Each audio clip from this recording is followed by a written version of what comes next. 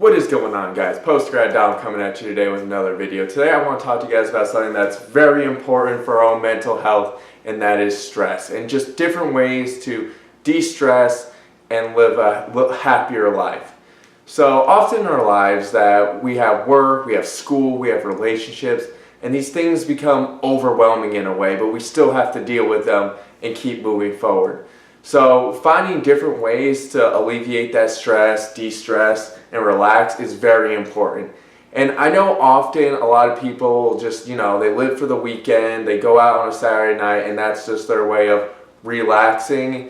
But today I want to show you guys 4 different things that you can do to hopefully de-stress and relax, and maybe it'll develop some new hobbies. So starting off, you'll start to see a clip of me at the driving range hitting some golf balls, and I'm going to be honest with you guys, I'm not good, so please do not rip on me for that. But going to the driving range is one of my favorite things to do on a Saturday after a long week of work, and that's just because it gives me a chance to be outside, be alone, listen to some music, and hit some golf balls. I mean, going to the driving range is a very inexpensive thing. I mean, the driving range I go to is $10 to rent 120 balls, and then $1 rent a club. You don't have to be good to do it. You just have to be able to hit a golf ball, which makes it a lot of fun. And yeah, it usually gives me about an hour, hour and a half of relaxing me time. And yeah, it usually ends up being a good time. So that's one thing you can do, but I understand not everyone wants to go to the driving range. So the next thing that you might want to do is start working out. Now, going to the gym is something we see on social media. Everyone's talking about how they go into weightlifting. And yeah, that might be your thing for some people, but there's different ways to work out and just get the endorphins going, relax. And different ways you can do that are, you might go to a traditional gym. You might get into weightlifting, or other things you can do are like CrossFit, join a CrossFit class, meet different people. You're going to be surrounded by more people like that, but I hear it's a lot of fun. Personally, I don't do CrossFit. Or just simply going on a run, going on a walk. Doing things like that is going to get you outside. Once again, you're not going to be thinking about work. You're not going to be thinking about what's going wrong, school, problems that you might be having in your relationship. So it just, once again, lets you be alone, get in your head, like just think and move forward. And of course you can do these things with other people, but it just another thing that you can do on your own, so you don't have to rely on other people. So number 3, this one's not very popular in my opinion, because we've been kind of like groomed to not like reading just from school. But yeah, that's number 3, is reading. So personally for me, I never liked reading until I graduated, or until I started reading books that I chose.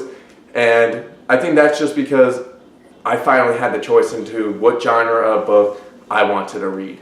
So some books I like to read are self-help books. One of my favorite authors, Robert Greene, he wrote like 48 Laws of Power. I'll put the link in the description.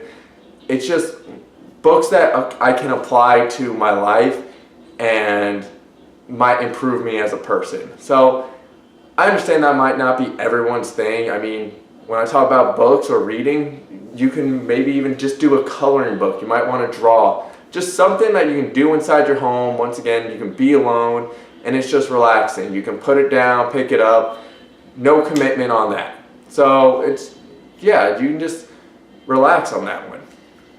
And then one of the last things I would recommend today is, probably the most common one, is just find some time for yourself, turn on the TV, and relax. I mean, we all have times that we've gotten home from work, we have all these things that are going through our head, and we're mentally drained. We don't want to do something. We don't want to commit to reading a book because that uses brain power. We don't want to go to the gym because we're tired.